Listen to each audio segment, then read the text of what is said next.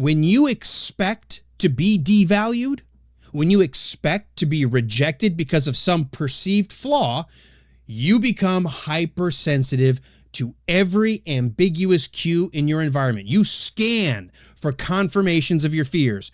And because social interaction is full of ambiguous cues, someone glances away, someone pauses for a moment, shifts in their seat, you suddenly add weight to it through your own perception.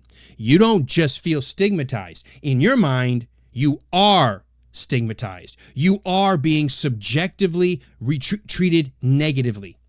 So your subjective reality becomes negative, even when the objective reality is perfectly normal. Nothing out of the ordinary. They didn't go about proving that real discrimination never happens. That's not the point. Yes, there's going to be real discrimination out there. But what the researchers knew is that visible differences, they know that can trigger a bias in the real world, but what they wanted to also demonstrate is something deeper. The power of belief in the individual to distort your individual perception. In other words, if you walk into a situation already convinced that people are going to judge you negatively, there's almost nothing the other person can do to convince you otherwise. Your mind will actually manufacture the very evidence you perceive ahead of time will already be there.